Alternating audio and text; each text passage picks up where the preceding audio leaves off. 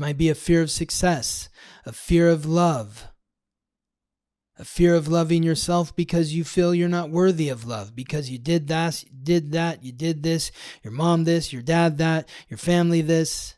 You still deserve love. And the person you deserve love from the most is you. So get out of your way, stand in front of the mirror, and tell yourself, I love you. Welcome to the Weekly Transit, your guide to understanding the current planetary and astral alignments. Together, we'll explore how to harness these cosmic frequencies, empowering you to reach your highest potential as you navigate the days ahead. I'm your host, Scott Tajarian. Welcome to the Weekly Transit. This is the week of April 7th to the 13th, where we will be covering 8 transits. Another busy week. 8 transits highlighted by the full moon in Libra and Mercury and Venus both returning to direct motion in Pisces. The theme of the week is releasing indecision.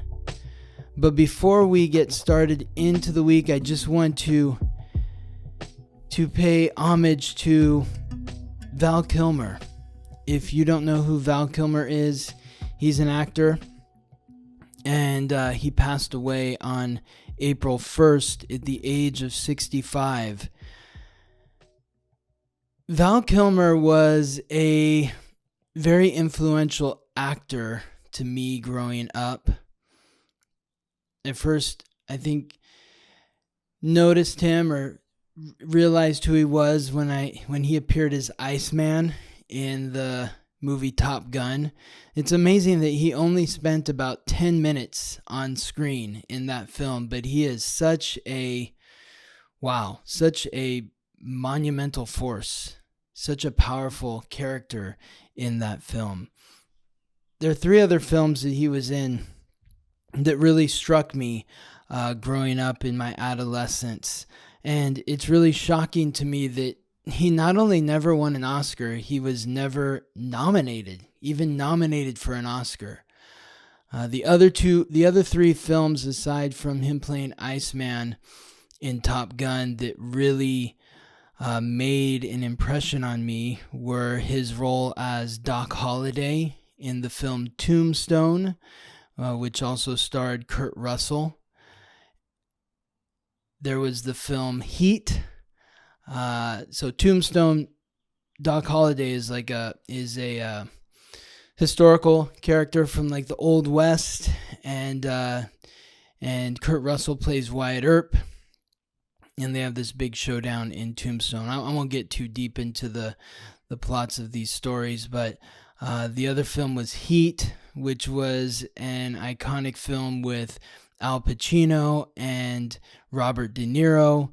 Val Kilmer played a member of this gang, or I don't know, a group of guys who are robbing a bank. He's a part of this crew with Robert De Niro. He's incredible in that film.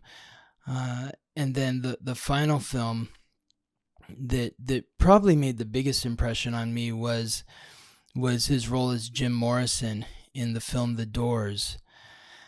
I went back recently and started watching the film The Doors. It's an Oliver Stone film. When I saw this movie, I was a freshman in high school. I had come down to UCLA to visit my cousin, who was a freshman at UCLA, or maybe I was a sophomore in high school and he was a sophomore at UCLA. I can't remember. He was either a freshman or sophomore. I was either a freshman or sophomore. It was one of these weekends that just kind of blew my mind. I was so young. I was 14, 15 years old, and here I was hanging out with my cousin who was in college. And that weekend that I was here visiting him at UCLA, he took me to see the movie The Doors, which was a rated R movie. And, growing up, I didn't see a lot of rated R films. I didn't see any rated R films. My parents wouldn't let me see any rated R films. It was too mature for me. The only rated R film I ever saw before I was 17, aside from The Doors with my cousin, was Stand By Me. And my parents let me see that only because it was rated R because there was strong language. So going to see The Doors on Wilshire Boulevard in Westwood on a Friday night, opening night that the film came out, it was a packed theater. There wasn't an empty seat. And I remember when the film came on, I was entranced. I had never done drugs. I barely drank alcohol. And at the end of that film, I felt like I had done drugs. I didn't know what that meant, but that's how I felt because it really drew me in. Watching the film today, it doesn't have the same effect on me. I don't think the film is as good as what I thought it was when I was 15 years old and seeing it for the first time in the theater. But one thing that hasn't changed is Val Kilmer's performance as Jim Morrison. It truly amazing. I mean, he's singing live in all the concert sequences, and his voice sounds so much like Jim Morrison that apparently when Oliver Stone played music of The Doors with Val Kilmer's voice overdubbed as Jim Morrison, the members of The Doors actually thought that it was Jim Morrison singing. They didn't realize that it was not Jim Morrison singing. And he wasn't even nominated for an Oscar. I mean, he should have won the Oscar. I don't know who won the Oscar that year, but his performance was mind-blowing.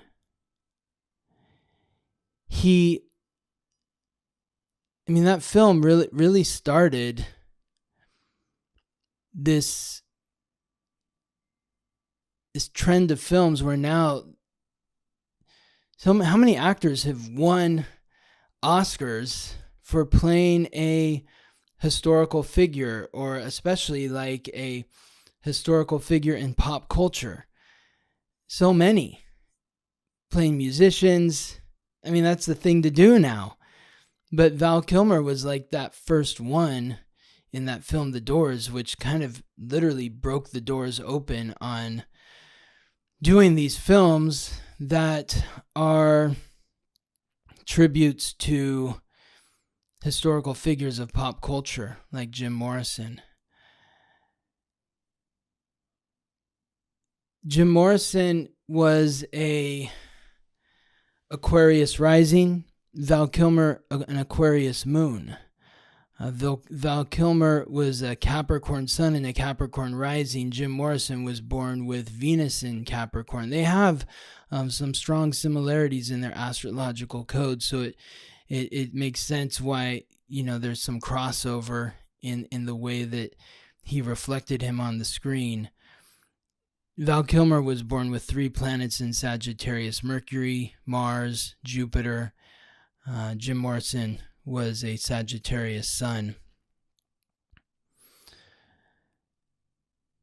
But just amazing when you think about this guy played Iceman, he played Doc Holliday, he played this bank robber, and then he played Jim Morrison. Those 4 films, from Top Gun to Tombstone, Heat, and The Doors, such different characters. He really was able to merge into these different roles seamlessly. And his performances in these films, if you've ever seen them, is unforgettable. He was born with the moon in the first house. A few weeks ago when I was talking about people that had won the Oscar that were born with the moon in the first house, I believe Adrian Brody, Yeah, Adrian Brody, I was talking about him. He's a first house moon. Well, Val Kilmer was also born with the moon in the first house. I went through the list of some of the actors who were born, or performers that were born with the moon in the first house. Were you born with the moon in the first house? Well, so was Antonio Banderas, Whitney Houston. Who else here that jumps out at me going through my list? Andy McDowell, Brendan Fraser, who recently won an Oscar, Billy Idol, Daryl Hannah, Benicio del Toro, Kurt Russell, who was the star of the movie Tombstone with, he played Wyatt Earp with Val Kilmer playing Doc Holliday. So Kurt Russell is also a first house moon. Ava Gabor is a first house moon. George C. Scott, Anthony Quinn.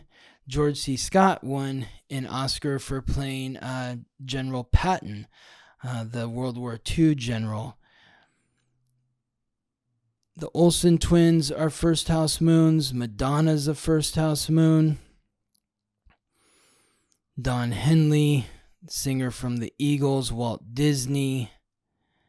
Leonardo DiCaprio, another Oscar winner, famous actor. Kate Upton. Yeah, the list. Dick Clark, not an actor, but, famous performer, person who spent a lot of time in front of the screen. American Bandstand, hosting all the New Year's Eve, ringing in the new year, dropping the ball in New York City. Jim Henson, creator of the Muppets. Interesting that he's on this list with Walt Disney. Rashida Jones. James Hetfield, the lead singer of Metallica. Val Kilmer, of course. Tennessee Williams, Merle Haggard.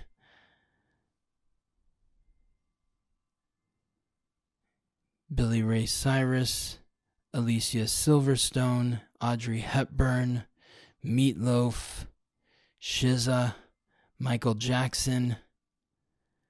Yeah, really kind of an incredible list of people that were born with the moon in the first house. It's interesting because those that are born with the moon in the first house, is that you?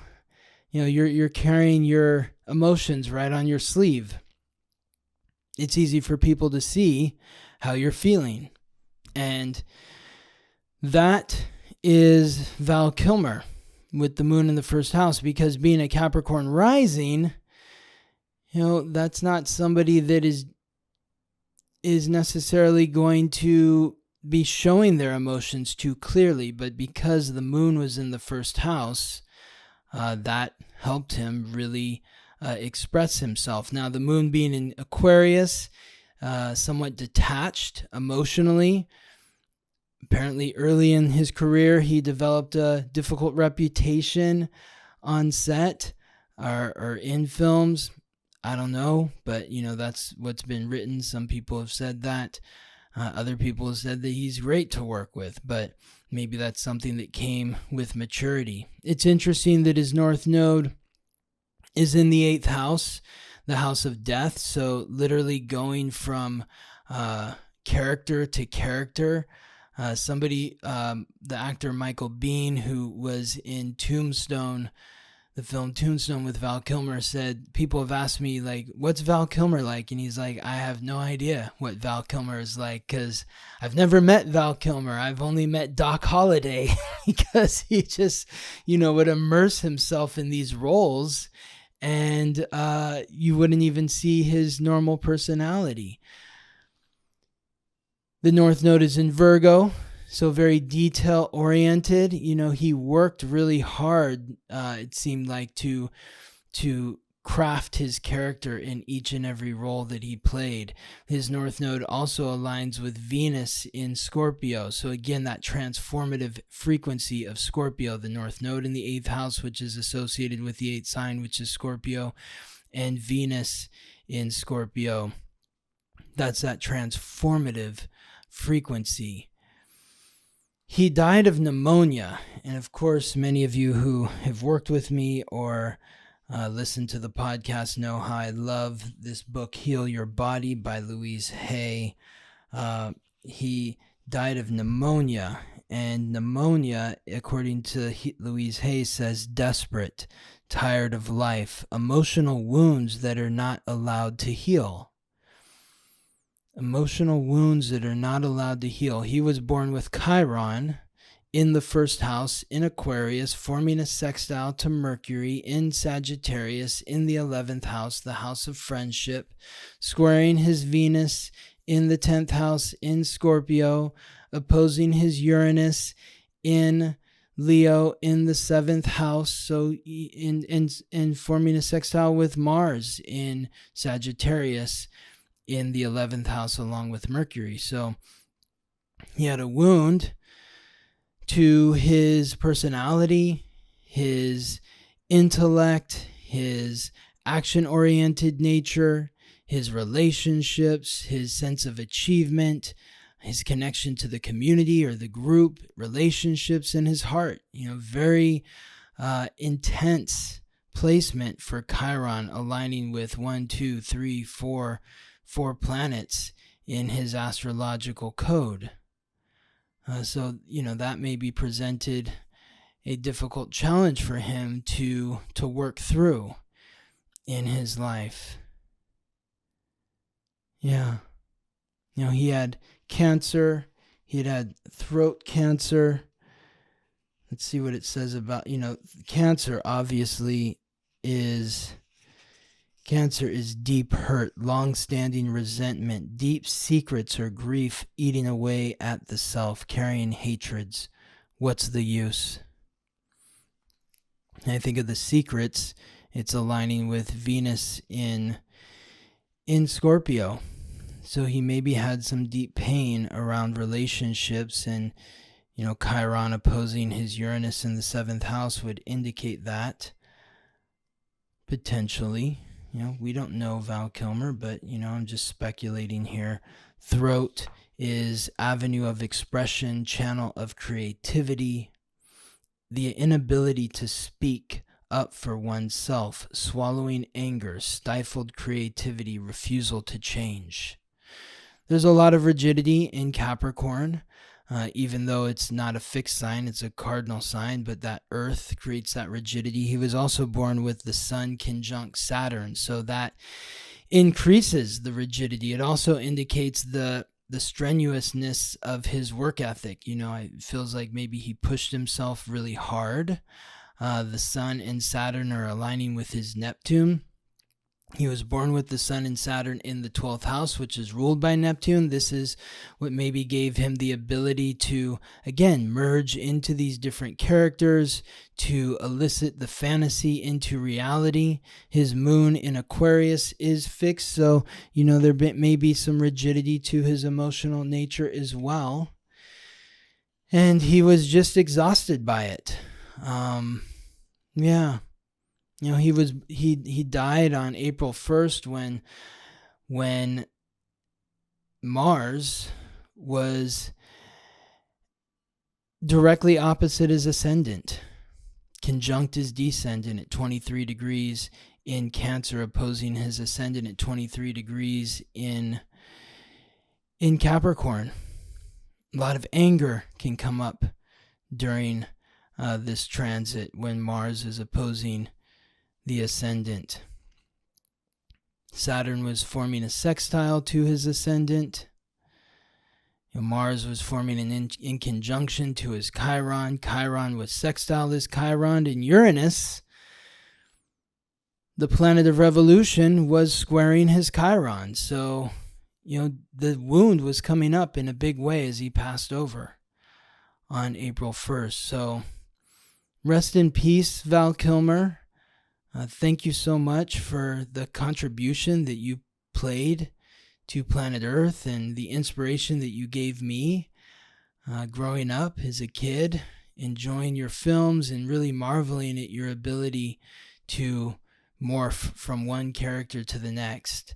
Now, always remember you fondly in the films that I enjoyed of you. So I hope that's helpful to anyone who's listening. If you were born with any of these placements, maybe that gives you some insight into your astrological code and understanding yourself in a deeper manner. Are you born with strong Capricorn placements? The sun in Capricorn, Capricorn rising. Were you born with the sun in the 12th house? Were you born with the moon in the first house? Were you born with the moon in Aquarius? Were you born with Chiron in the first house or in Aquarius?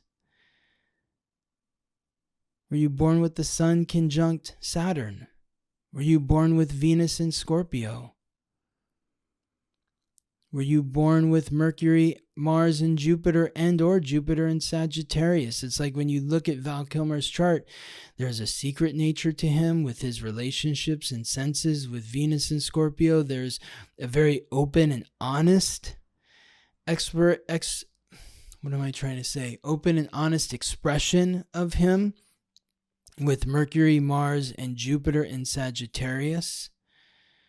There's deep introspection with the sun and Saturn in the 12th house, and an incredibly strong work ethic with the sun, Saturn, and the ascendant in Capricorn.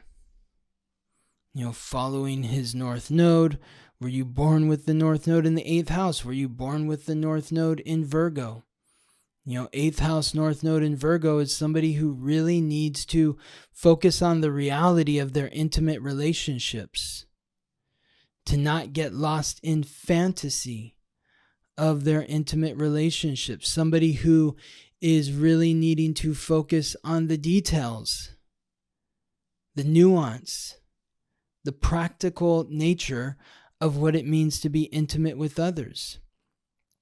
Now, when Val Kilmer died, Mercury and Venus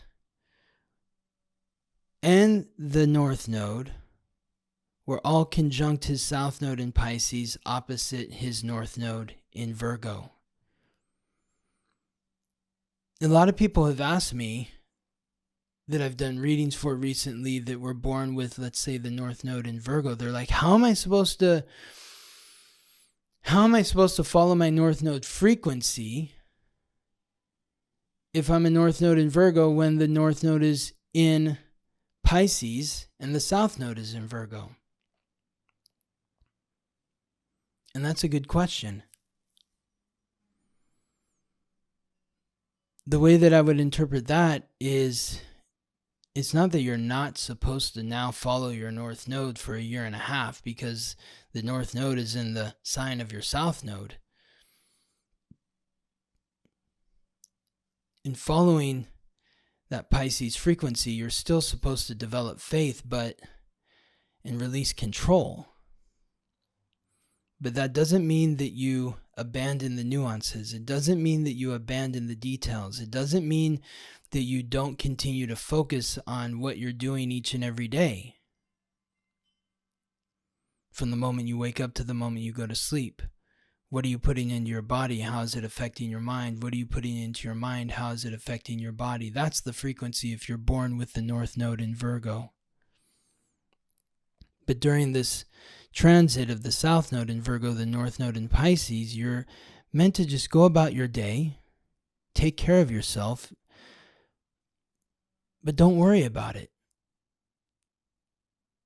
Have faith that every little thing that you're doing is doing exactly what it's supposed to do. That you are perfect in everything that you're doing. Don't get lost in the fantasy. Stay grounded in reality, but have faith that your reality, that your work ethic, that what you're doing each and every day is being done in the frequency of your highest good. That every little detail, every little movement, every little bit of service and focus on the mundane is exactly what you're meant to be doing. Don't get hung up in whether or not you're doing it right or wrong. Just continue to stay grounded in the moment. That's for anyone who's born with the North Node in Virgo. So I'm curious to hear how that resonates with you. Does it resonate with you? Leave a comment on YouTube or Spotify. Let me know. Always happy to hear from you, to know what's going on in your world. Also, just a few quick announcements.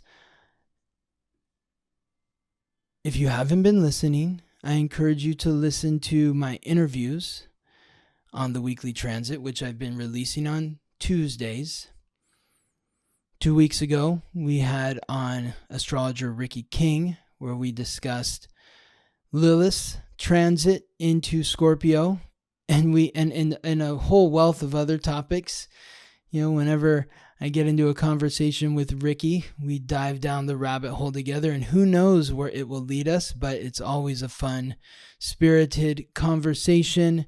And Ricky is a wealth of knowledge and wisdom, and I encourage you to listen to that episode. Last week, we had on Krista Shu, who is somebody who restores coral reefs. She lives in Panama. She's from the United States. She's American, but she lives in Panama, and she restores coral reefs. So it was really fun to get into Krista's story, to learn about how she ended up in Panama, how she became somebody who is spending all this time diving in water, in the ocean, healing coral reefs, why it is important to heal coral reefs. Did you know that the ocean is responsible for creating like 50% of our oxygen? Like, we've all heard about the Amazon rainforest and trees and that sort of stuff, but the ocean is just as important in creating oxygen, and that's what Krista is helping heal in healing these coral reefs. Coral reefs also help slow down storms. And the fact that climate change has killed so many of these coral reefs, this is why storms like hurricanes are so much more damaging now, because when there's more coral reefs in the ocean, it creates like a speed bump effect for these storms. It slows them down so they're not as powerful. So if the coral reefs are dying, then the storms are more damaging. They're more intense. They're more powerful. So give that a listen with Krista Shu. This week, I'm talking to another American who's living in a foreign country, Alexi Turner, who is living in Saudi Arabia. She was recently living in the UAE and Dubai. And Alexi is somebody that I've known for several years. I actually was going to do a podcast with her years and years ago. She is a spiritual teacher and just an amazing woman who has an incredible story. And it's just fascinating to me to hear her story of how she ended up living in the Middle East and to get that perspective of what it's like living there. So really fascinating talking to Krista, who lives in Panama, and now Alexi, who lives in Saudi Arabia. It's so fun to get that perspective of somebody who's from America but living in another country. So I encourage you to listen to my interview with Alexi this week. Now, getting into the transits this week, 8 transits highlighted by the full moon in Libra and Mercury and Venus transiting direct in Pisces. The theme of the week is releasing indecision. And we begin with the first transit, which is Mercury beginning or returning to direct motion in Pisces at 26 degrees and 49 minutes on Monday, April 7th. Monday, April 7th. So Mercury entered its retrograde shadow on March 1st. Today, where Mercury is on April 7th is exactly where it was on March 1st. So think back. What was going on for you on March 1st? Take a look at your social media posts, your photographs, your photographs and your text messages, your emails. What was happening for you back on March 1st? Because here Mercury is back where it was on March 1st. So this is a revisitation of that energy. And Mercury retrograde began on March 14th at 9 degrees in Aries. Today, it returns to direct motion. It moves out of its retrograde shadow on April 26th. So on April 26th, Mercury will be exactly where it was on March 14th. So we still want to slow down and take our time. We don't want to rush through anything. Mercury, it really hasn't moved. April 2nd, Mercury moved back to 27 degrees. It moved back to 26 degrees on April 5th. It moves back to 27 on April 9th. So from April 5th to the 9th, it's at 26 degrees. It doesn't get back to 28 degrees where it was at 28 degrees last on April 2nd. It doesn't get back to 28 degrees until April 12th. So basically from April 2nd to the 12th for 10 days, Mercury is barely moving a degree, which typically over a 10-day period, Mercury is going to move somewhere between 10 and 14, 15, 16 degrees. So when the planet of the mind, Mercury is the planet of the conscious mind. It's the planet of consciousness, communication, coordination. It's the god of merchants and thieves. It's the messenger of the gods. When the planet of the mind is stuck in the sky, we might not be thinking clearly. Might not be thinking clearly, so we really want to slow down and take our time, especially with Mercury transiting through Pisces, which is the sign of the unconscious, mutable water, symbolized by the fish. When you're in the water, you can't really see what's in the water. Everything is kind of dreamy-like. But this is bringing some conscious awareness to our unconscious. The unconscious is where we keep our guilt, our shame, our regret, our blame. What is coming up for you? What has been coming up for you since Mercury transited back into Pisces? Mercury transited back into Pisces on March 29th, the day of the solar eclipse. So have you felt like you're underwater a bit during this solar eclipse? In the wake of this solar eclipse? Are things a little confusing? Are things a little heavy? Are you feeling tired? All this Pisces energy is really weighing us down. It's bringing about that frequency of suffering, martyrdom, carrying the weight and burdens of everyone else. Whatever's coming up, show yourself compassion. Are you feeling guilty because you're not getting enough done? Or because you didn't get enough done? Or you went left instead of right, or right instead of left? Show yourself compassion. You're here to learn. You're here to grow. You're here to evolve. You're not here to do everything exactly as you think you're supposed to do it the first try.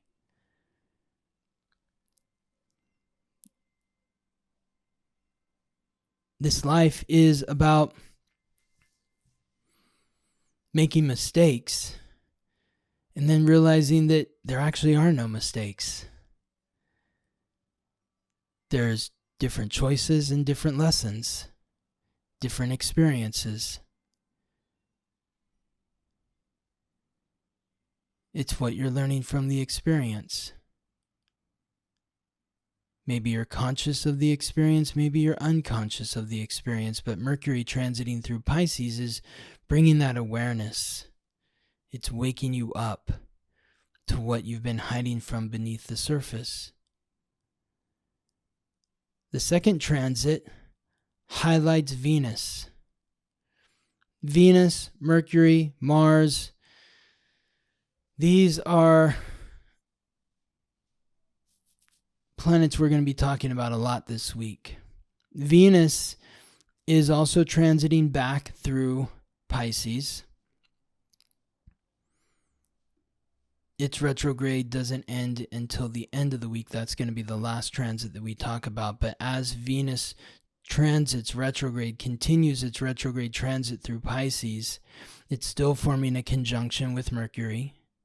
But on April 7th, it forms an exact conjunction. On Monday, April 7th, Venus forms an exact conjunction with Saturn in Pisces. That same day, Venus forms a sextile with Uranus in Taurus. So Monday, Mercury goes direct in Pisces, while Venus retrograde in Pisces forms a conjunction with Saturn in Pisces and a sextile with Uranus in Taurus.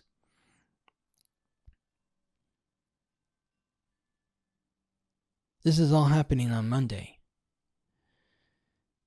So if you are somebody who has an awareness of your astrological code, it's important for you to take a look and see what is it 25 degrees in your astrological code.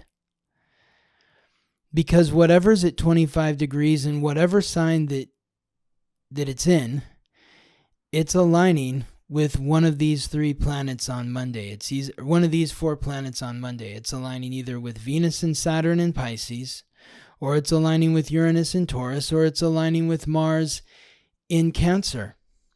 Or it might be aligning with all four of these planets.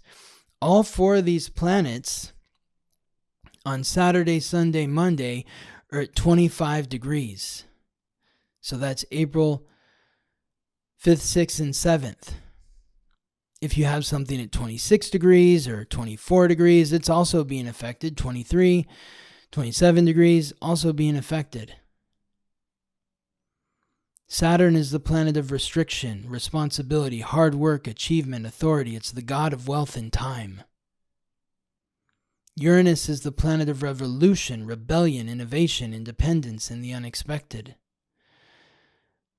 Mars is the god of war, the planet of action, aggression, conflict, courage, self-confidence. Mars is transiting through Cancer, the cardinal water sign symbolized by the crab. Uranus is transiting through Taurus, the fixed earth sign symbolized by the bull. Venus and Saturn are transiting through the mutable water sign symbolized by the fish, Pisces.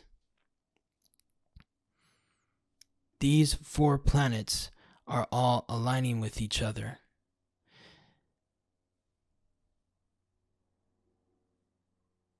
So what does that mean? Well, let's break it down. Planet by planet, sign by sign. Venus is the goddess of love, the planet of relationships, the goddess of beauty, the planet that represents the five physical senses: sight, sound, smell, taste, touch. Venus is exalted in Pisces. It's in a position of power. It's in a position of power because if you want to be a good partner, you need to have empathy for the people that you're in partnership with.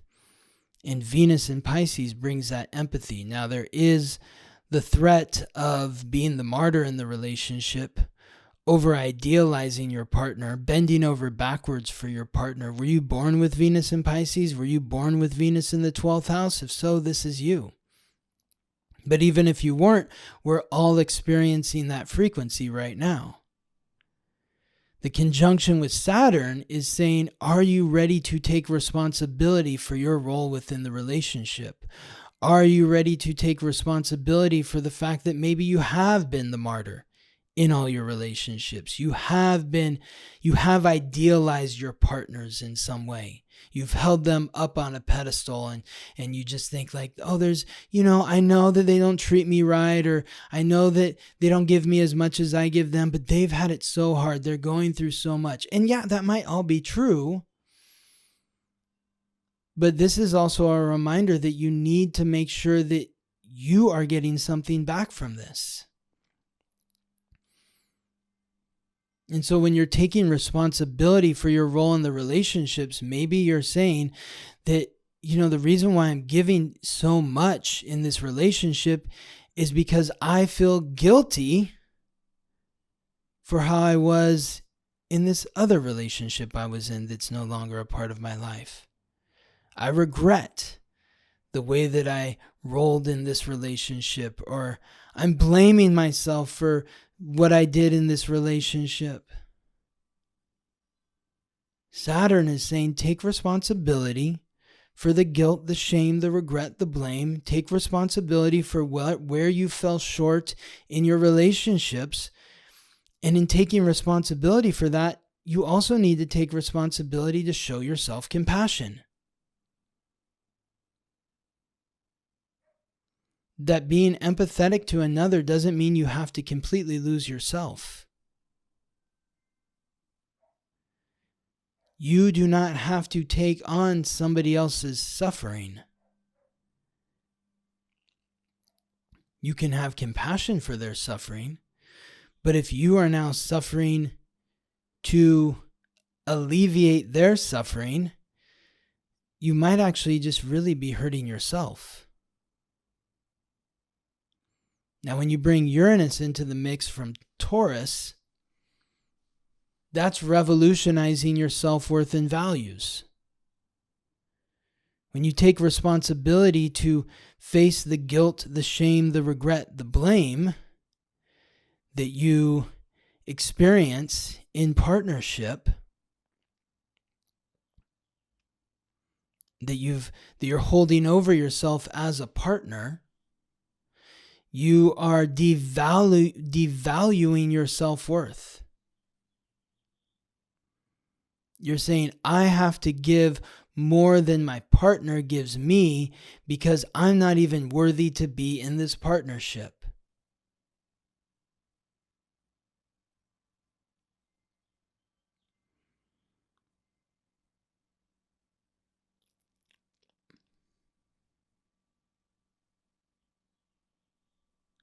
You're saying, I'm not worthy of being in this partnership. So because I'm not worthy, I have to give more than they give me. You're devaluing yourself. There's this interesting moment. I think I mentioned last week that I've been watching the show Yellowstone, and spoiler alert, going to talk about the show. I mean, it's been out for a while. I'd never seen it before, so I finally started watching it, and there's this moment. I think it's in season 4, which came out in, it's like 3 years ago. So if you haven't seen it, I'm sorry. Ooh, and I also want to talk about, what's that other show that I've been watching? White Lotus. Okay, so here's 2 examples. One from Yellowstone, one from White Lotus, about this frequency. So there's this one character in Yellowstone. His name's Jimmy. He is a cowboy, ranch hand, wrangler, whatever the proper term is, a guy working on the ranch at Yellowstone. In the pilot episode, the first episode, he is a drugged out, I don't know, he's on crystal meth or something like that, in a trailer. His grandfather goes to the Kevin Costner character, John Dutton, and says, like, I need help, I need a favor, I need you to take on my grandson. So Kevin Costner sends the Cole Hauser character, Rip, who's kind of like the tough guy man on the ranch for Kevin Costner, who shows up at this trailer and basically brands Jimmy who's just completely drugged out of his mind, puts a Yellowstone brand on his chest and says, now you come and work with us. You're out of here. And so you see this arc of this character, Jimmy, go from being like totally drugged out, lost, and then kind of finds himself on this ranch, kind of finds his place there. Now, sometime around in season 3, he meets this girl who is her name's Mia on the show, and you know, she's a beautiful gal. She is so smitten with Jimmy. Jimmy has this passion. He goes on to the rodeo and he's riding the horses that buck him off, and she's kind of enamored with him. He's really good at what he does. This is the first thing he's ever done that he's good at and that he loves.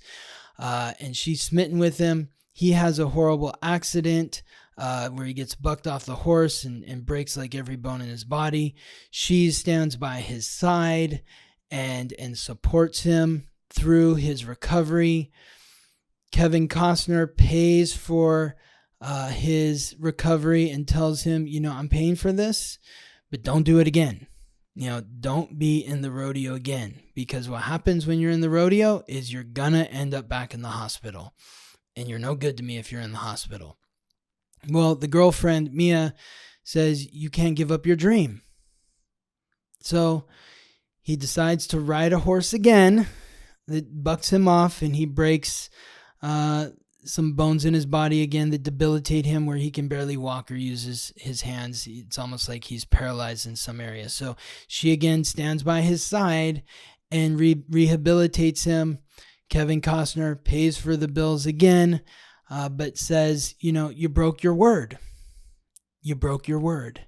And now I'm going to have to send you down to Texas to this other ranch where everybody's like, uh-oh, he's going down to that ranch? He's like, you're going to have to really learn how to be a cowboy, you know? And the girlfriend, Mia, doesn't like this. She tells Kevin Costner, she's like, you know, Kevin Costner tells her, he's like, he's lucky to have found you, you know, the way that you dote after him and look after him. And she's like, he's not the lucky one. I'm the lucky one. And Kevin Costner's like, no, honey, he's the lucky one. You don't see him the way that you should. And that is Venus in Pisces, where she is somehow enamored with this guy who can't really get it together. And she sticks by him. And, you know, what is she getting out of this? It's like she really loves being the nurse or the caretaker, which is that Pisces frequency. I tried to look up her birth information. It's not online, but I have to imagine she's got Pisces somewhere in the chart because she plays this role really well. But then he goes to the Jimmy character and he says, and, you know, Jimmy's like, I don't want to go to Texas. You know, she's the one person in my life who's ever loved me. And Kevin Costner says, if she loves you, she'll be here when you come back. She's not going to leave you because, you know, you're gone for however long you're going to be gone for. So kind of, you know, he's right in both states, where you just look at this and you're like, man, this woman can do a lot better than Jimmy. But she's settling for Jimmy. You know, and Jimmy, you feel bad for him because he wants to stick around and stay with her, but he's really just married to this ranch. When you take that brand, you're stuck. You know, it's till death, basically. He is owned by this ranch. So he has to really overcome his sense of self and what he's giving to the relationship, but he's really a drain for her. So that's one dynamic. The other one that I wanted to mention is White Lotus. Now, the character in White Lotus, I don't even remember what her name is. What is her name? I should just look it up. The character name. Let's see. She is the one who is who has the big teeth. What is her name? It's not... Okay, Chelsea. Yes, Chelsea. That's the character Chelsea.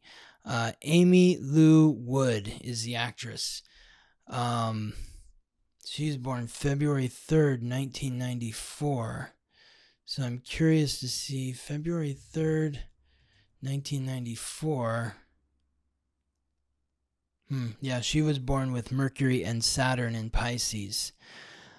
So she has Pisces in the chart, but she plays another character.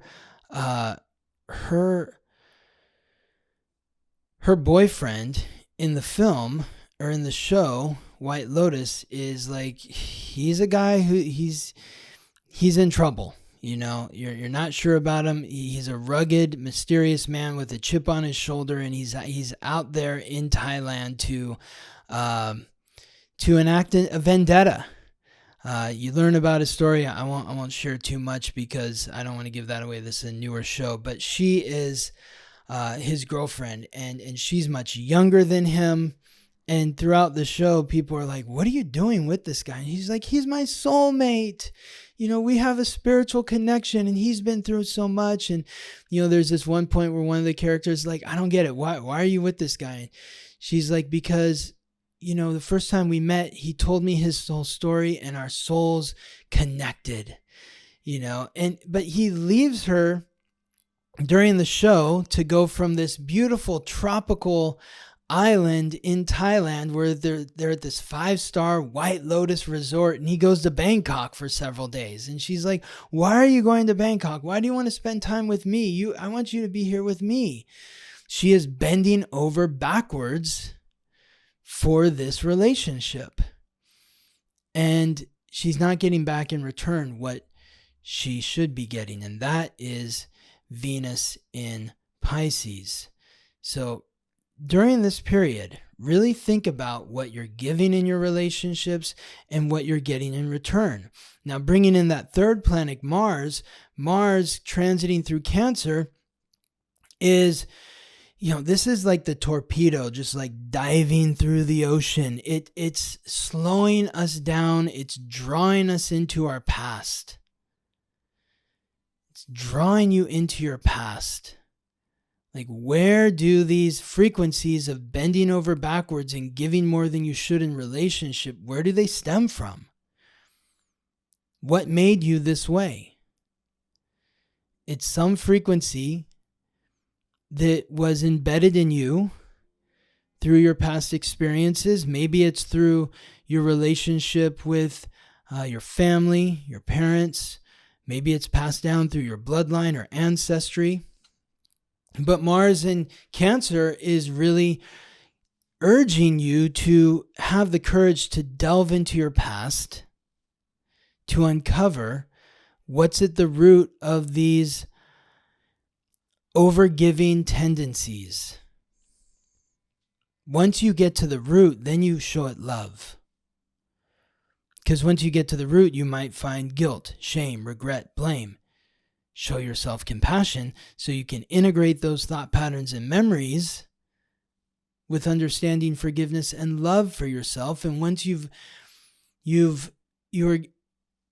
transmuting those memories to understanding, forgiveness, and love from guilt, shame, regret, blame, then you are revolutionizing your self-worth and value. So Venus forms that conjunction with Saturn really the entire month of April. It's from April 1st to the 29th. This is the second of two conjunctions that are occurring with Venus conjunct Saturn in Pisces. The first one occurred back on January 18th when Venus and Saturn were both direct in Pisces. That occurred at 16 degrees. The second conjunction, as we said earlier, is at 25 degrees. The third conjunction, which occurs on April 24th, is at 28 degrees. So think back to these dates: April 18th, or January 18th, April 7th, and then looking forward to April 24th. What is the through line between those dates? What have you learned about yourself as a partner or how you relate to others since January 18th? What have you learned about yourself? What have you learned about your partners? Venus forms this sextile to Uranus from April 1st to the 26th. So April is really a month for reflecting on relationships, getting into the deep areas of your relationships, really uncovering why you are the partner that you are, why you've given more than you should. Have you given more than you should? Maybe you're on the other side and you're taking advantage and deceiving your partner. Maybe you're doing it unconsciously and you're just taking more than you should. You're not showing enough compassion or empathy to them. But Venus forms that sextile to Uranus from April 1st to the 26th. The exact sextile occurs April 7th, Monday, and also on Sunday, April 20th. Now, April 7th, that's the second of 3 times Venus has formed a sextile with Uranus. The first time was January 26th at 23 degrees. The second is April 7th, this Monday, and then the third is April 20th. Those are both at 25 degrees. So again, think back from January 26th or the end of January, even mid-January to the end of April. Notice how your relationships have changed, how they have been revolutionized, how you've become awakened to habits or frequencies that exist within your relationship dynamics that are not healthy, that are not supporting you, and maybe not supporting your partner.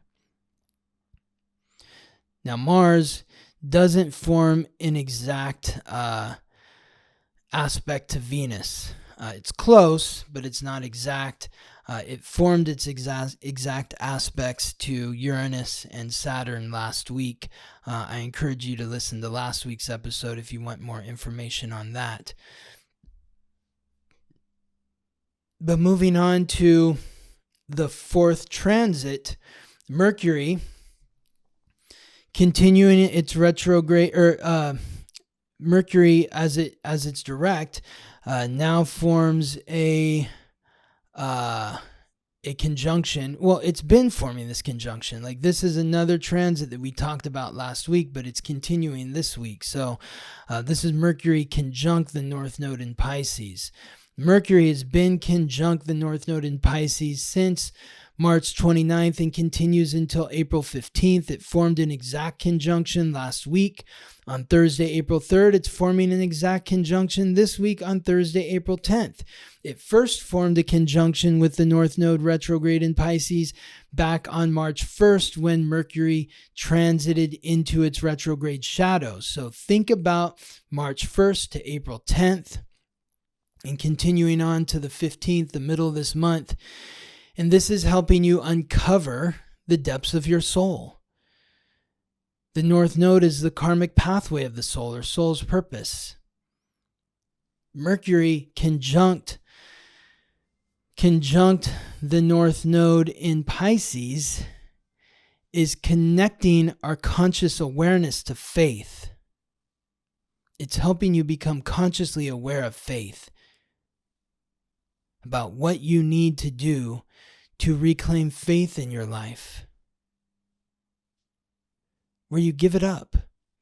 You say, I just need to live my life, and I don't need to force anything in any direction. It's like trying to paddle in the ocean. If you're on a raft and there's no land in sight, what's the point of paddling? You don't know which way land is. Can't see it. Just let the current take you where it may, and honor the path that you were put upon. This is helping you become aware of the guilt, the shame, the regret, the blame, so that you can integrate those thought patterns and memories with understanding, forgiveness, and love, so that you can reimagine the dream and recognize that you deserve everything that you desire.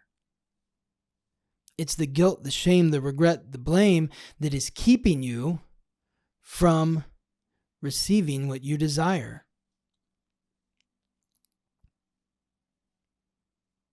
You know, it's interesting. Like when people say, oh, look at that person, they're successful, but the way that they got there, they stepped on people, that's bad karma. Is it? No, your karma's bad. Your karma's bad because you're judging somebody else. You're not walking in their shoes. You don't know what their karma is. Karma is the lens that you see life through. So if you look at somebody else and say that they have bad karma, that's actually your lens that you are reflecting upon. It's not theirs. There's guilt, shame, regret, blame that you need to actualize, acknowledge, or recognize within yourself so that you can clean your own lens and recognize that you too deserve all the success that you desire. Now, Mars also makes an aspect to the North Node in Pisces. As Mercury is conjunct the North Node in Pisces, Mars in Cancer forms a trine with the North Node in Pisces at 27 degrees, the same degree that Mercury aligns with the North Node retrograde in Pisces. This aspect between Mars and the North Node occurs from Friday to Monday, April 4th to the 14th, with the exact trine occurring on April 11th. Again, this is that frequency of waking you up to your past. Where does that guilt, shame, regret, blame stem from?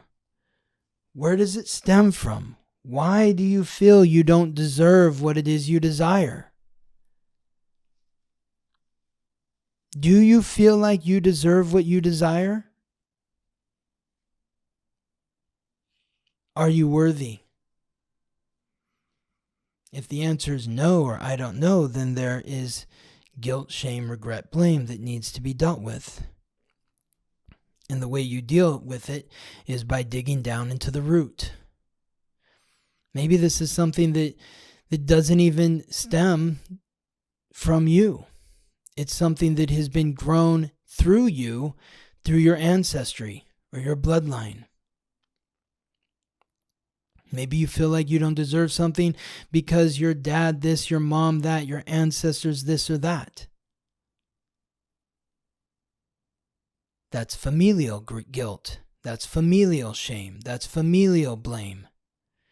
That is what Mars in Cancer, aligning with the North Node in Pisces, is churning up. It's saying grab it by the root and rip it out of the ground so it never grows back. So that instead, in that place, you can drop a seed that will grow and bear fruit. Because you deserve all the love and success that you desire. And more than you desire. You deserve even more than you desire. This is about honoring that you may be selling yourself short. That the possibilities that exist for you are beyond your imagination. All you have to do is allow yourself to be open to receive it. But the guilt, shame, regret, blame is blocking that. Those are the doors that are keeping it closed and shut. So Mars, the planet of action, is kicking down those doors and saying, let in the goodness. Let in the fantasy. Let in the dream. Expand your imagination. The sixth transit of the week, the Sun, the giver of light, life, and vitality, forms a conjunction with Chiron, the wound and the ancient wisdom which is unlocked through healing that wound, in the cardinal fire sign symbolized by the ram Aries. So this is the perfect transit to accompany the Mars in Cancer trine the North Node in Pisces transit, because the Sun is exalted in Aries. Mars is the planetary ruler of Aries. Chiron is the wound and the ancient wisdom which is unlocked through healing that wound. The Sun is bringing light, life, and vitality to that wound because it's the wound that is keeping you away from receiving all the love and goodness that you desire, which begins with self-love.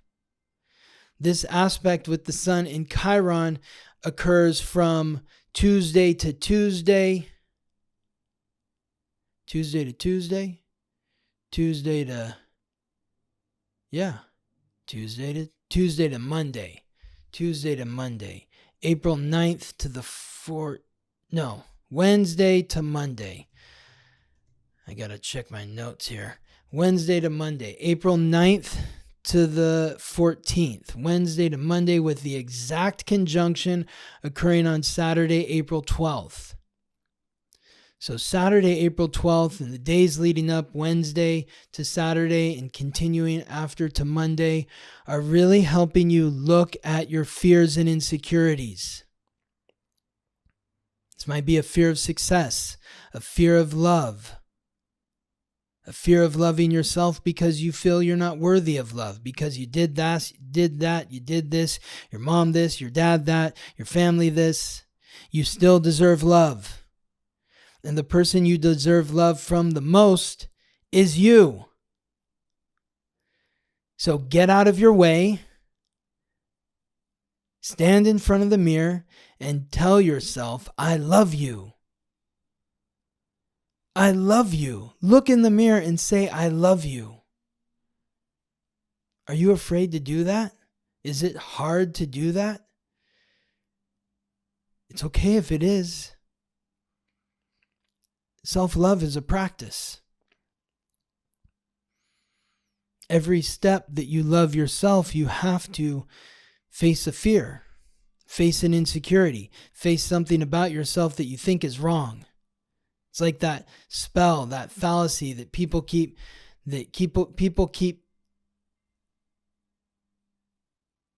spreading.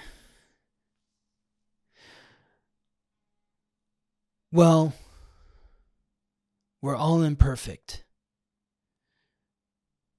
Nobody's perfect. We're all flawed. No, you're not flawed. And yes, you are perfect. Does that mean you can't improve in life? No, of course. Does that mean that there's certain things that you've done in your life that you wish you wouldn't do again? Yes, of course. But that's the process of life. You are perfect because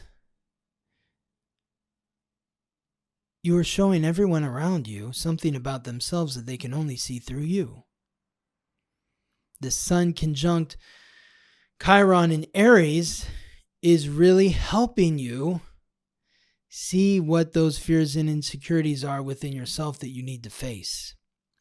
Now, helping with this transit is the full moon in Libra, which occurs the same day that the sun is conjunct Chiron. The moon is opposite the sun in Chiron at 23 degrees on Saturday, April 12th at 5:21 p.m. Pacific Daylight Savings Time. So maybe if you don't see your fears and insecurities within yourself, you're seeing it in your relationship, because the moon is full in Libra. And Libra is the sign of relationships. It's the cardinal air sign symbolized by the scales, something on this side, something on that side, representing balance, harmony, equanimity, fairness. Where are there imbalances in your relationship?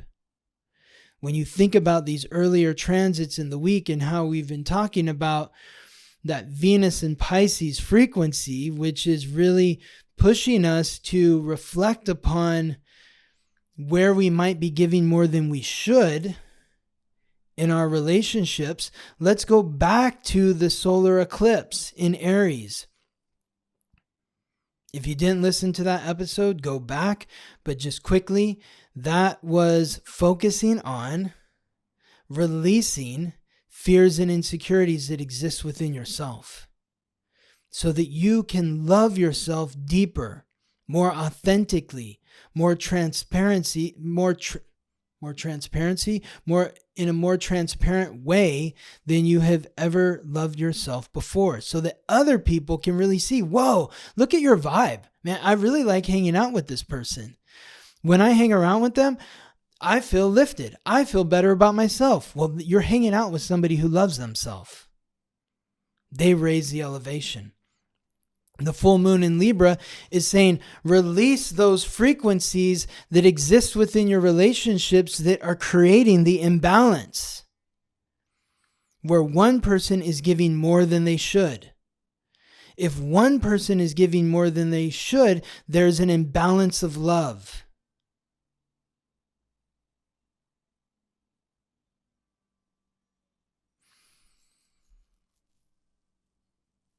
Now, giving more than you should is not apples to apples. Well, if I give you one apple, then you have to give me one apple back. No, maybe it's I'm giving you an apple, you're giving me an orange.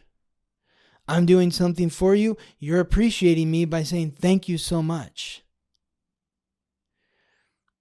Bending over backwards, there's an imbalance when you're somebody who's giving, and it never feels like it's enough. You're constantly just pouring into an empty cup that never fills up.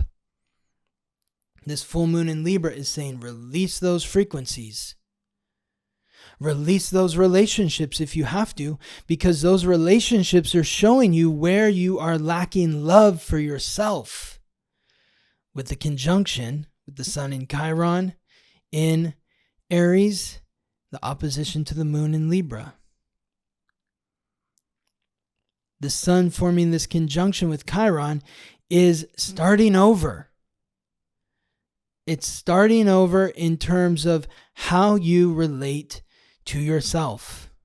And hopefully, taking this new step forward, you're going to relate to yourself in a more loving way. Where you're like, you know what? This is who I am. This is who I am. Love me, don't love me. You know, I love myself. So I have all the love that I need. I don't need to subjugate myself to somebody who's not going to love me in return, because that doesn't work with my frequency of self-love. I'm only going to be in relationships, whether it's a lover, a friend, or a business partner, with somebody who loves me, because I love myself. So this full moon in Libra is saying, release whatever is imbalanced in your relationships.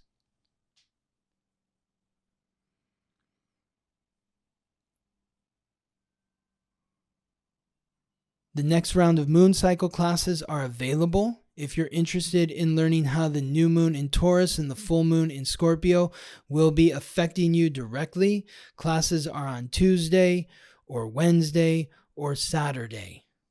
I hope to see you in class and would be excited to share what this means for you as we look at your astrological code. The final transit of the week, Venus returns to direct motion in Pisces. Venus transited into its retrograde shadow on January 28th at 24 degrees and 37 minutes. So Venus is back on April 12th, Saturday, the same place that it was on January 28th. This is the same day as the full moon. This is the same day as the sun conjunct Chiron in Aries. So this week is really bookended by a few heavy transits that are really going to move through the energy that's stuck. But think back, again, like we were asking in terms of Venus's aspects to Saturn and Uranus, how they occurred back on January 18th, Venus conjunct Saturn. Venus sextile Uranus in Taurus was January 26th. And then Venus direct in Pisces, Venus transited into its retrograde shadow on January 28th. So we're really looking back at January to April. What is the change that we've seen in our relationships? Have you become more compassionate with yourself? Have you become more empathetic to your partner in a healthy way where you are still loving yourself and they are loving you in return, just as you are loving them? Venus began its retrograde on March 1st, the same day that Mercury transited into its retrograde shadow. Venus ends its retrograde on Saturday, April 12th, and it transits out of its retrograde shadow on May 15th. So May 15th, Venus will be exactly where it was on March 10th, which is 10 degrees Aries, 10 degrees 50 minutes. What's been going on in your relationship since January? Personally, professionally, romantically?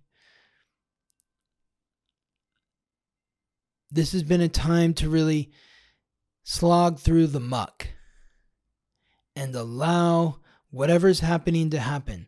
Maybe you've broken up with somebody during this period. Maybe you've ended a relationship with somebody. Or maybe you've decided to stick it out, and you're waiting till mid-May to see if you're glad that you waited until mid-May, that maybe something shifted between the end of January and the middle of May that said, you know what, that was really tough. I wanted to end my relationship with this person, but I stuck it out instead.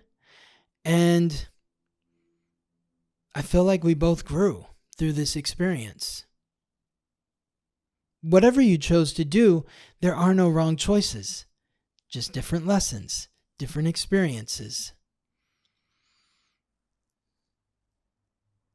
Ultimately, the point is finding the balance. The point is finding the balance. And that's why the theme of the week is releasing indecision. Because Libra is that frequency of indecision, and the full moon is in Libra. It's about making a choice. And the choice is, am I choosing to love myself or not? Ooh, that sounds harsh. Maybe it's, what am I choosing to love?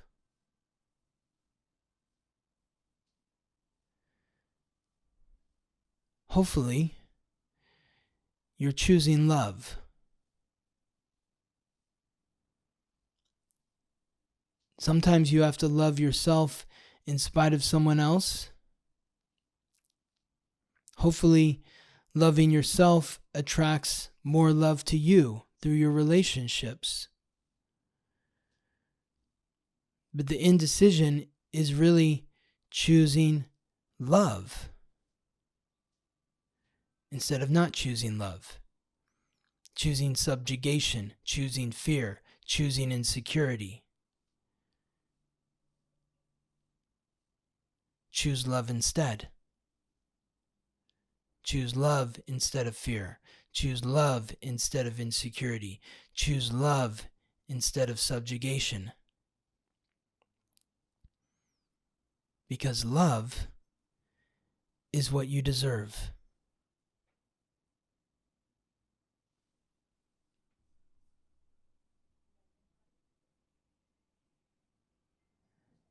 And the most important person to give you love is you. Until next week. Thank you for listening to the weekly transit. If you're curious to learn how these transits or any other transits may be affecting you, or if you're interested in learning more about your astrological code, contact me for a reading at theweeklytransit.com. This episode was produced by me, Scott Tajarian.